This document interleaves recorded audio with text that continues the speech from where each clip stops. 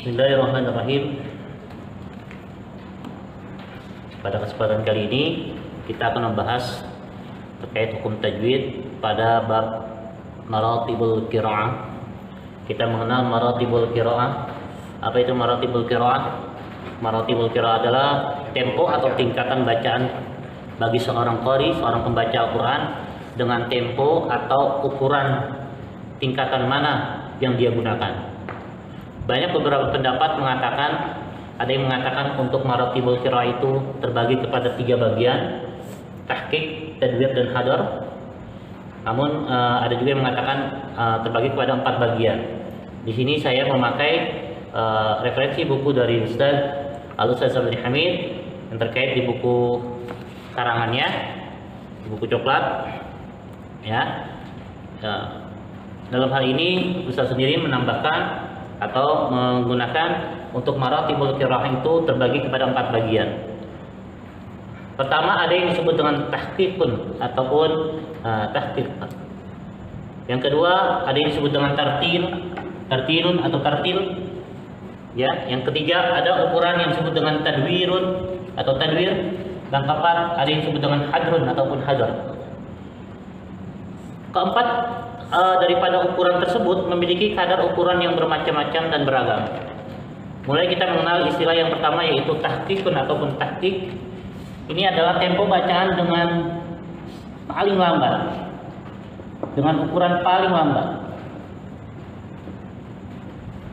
Baik. Lalu meranjak di nomor kedua ataupun tartilun. Ya, tartilun itu memang lambat, ya, lambat, ya, tapi tidak selambat pada proses tahqiq. Lalu ada yang disebut juga dengan tadwir, dengan tempo bacaan atau tingkatan bacaan sedang.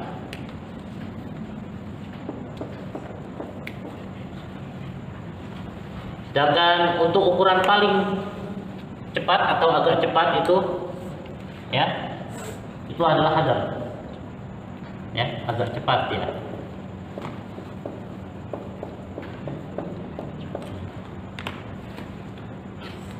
Atau cepat. Ketika seseorang membaca Al-Quran, memakai tempo bacaan yang mereka gunakan, itu harus sesuai dengan hukum-hukum tajwid yang tertera dalam ilmu bacaan Al-Quran. Ada beberapa pilihan bacaan yang digunakan ataupun dipraktekkan secara langsung oleh si pembaca atau qari, ya, mulai dari tahqiq, tartil, tadwir maupun hadar. Baik, untuk yang tahqiq adalah proses tempo bacaan yang paling lambat. Biasanya digunakan oleh para guru ataupun untuk mengajarkan anak-anak ataupun para pemula yang baru mengenal Al-Quran ataupun huruf hijaiyah. Sebagai contoh misalkan anak-anak TPA, TPQ ya, yang kelas dasar, sangat diajarkan metodenya dengan temponya tahqiq paling lambat. Sebagai contoh misalkan membacakan basmalah saja, Bismillahirrahmanirrahim, itu sangat lambat, sangat lambat. Karena tujuannya memang membantu para pemula ataupun para guru di TPA, maka tempo inilah yang tepat ketika digunakan tahqiq. Selanjutnya, tempo bacaan yang kedua yaitu pada proses tartilun atau tartil. Proses ini memang lambat, namun ketika prakteknya, proses inilah yang biasa digunakan oleh para MTQ, qari MTQ dengan menjawab. Ya, belum lama kita dengarkan ya video-videonya para MTQ yang ada di MTQ di Padang ya 2020. Nah, itulah metode yang dipakai pada tempo tingkat bacaan yang dipakai adalah tartil. Ya.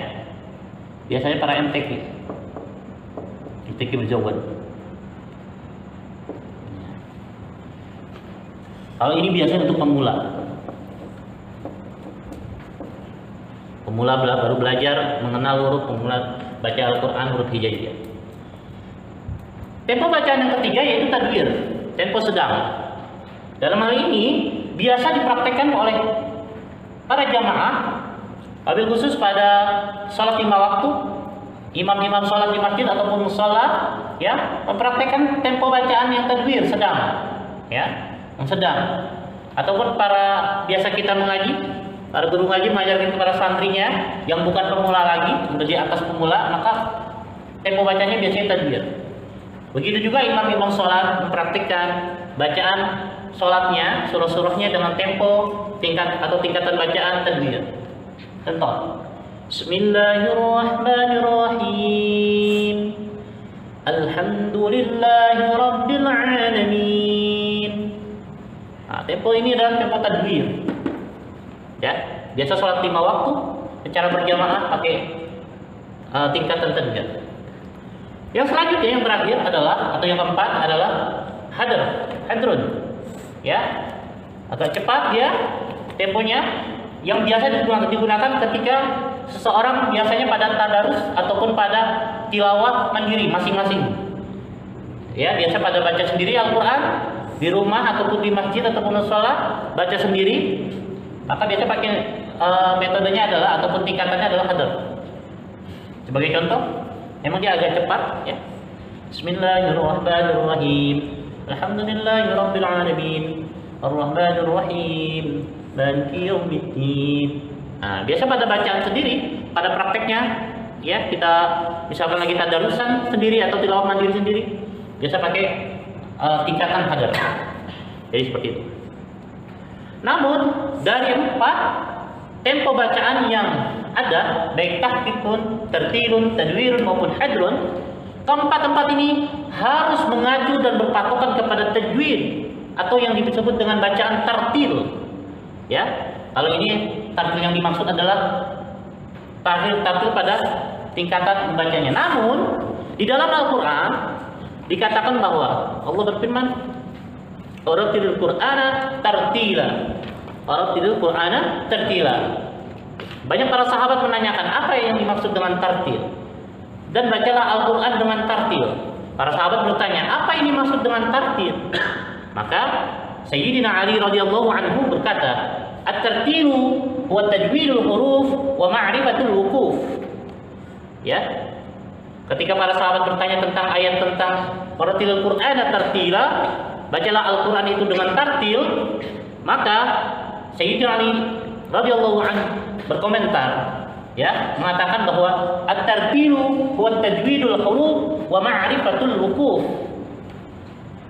Tartil adalah membaguskan huruf dan mengenal waqaf. Kata Sayyidina Ali adalah yang dimaksud tartil adalah yaitu membaguskan huruf-huruf hijaiyah, dalam hal ini pengucapan bacaan Al-Qur'annya. Lalu wa ma'rifatul wuquf, mengenal daripada waqaf-waqafnya. Nah, jadi jelas bahwa kesemua dari 4 bagian ini, ya, tahqiq, tartil, tadwir dan hadr, semuanya harus dibaca dengan tartil. Sesuai perintah di Al-Qur'an. Warattilil Qur'ana tartila. Bacalah Al-Qur'an itu secara tartil. Ya. Lalu apa yang disebut dengan membaguskan huruf? Maka yang disebut dengan membaguskan huruf, ya, membaguskan di sini adalah terkait pada 3 aspek. Pertama adalah ahkamul huruf, makharijul huruf, sifatul huruf. Maka wajib kita baguskan, benarkan, perbaiki cara baca Al-Qur'annya. Itulah tartil. Selanjutnya wa ma'rifatul wuquf, mengenal waqaf dan wasalnya, memahami dan tahu cara prakteknya. Nah, keempat inilah yang menjadi aspek yang disebut dengan maksud daripada tartil, ya, membaguskan huruf dan mengenal waqaf.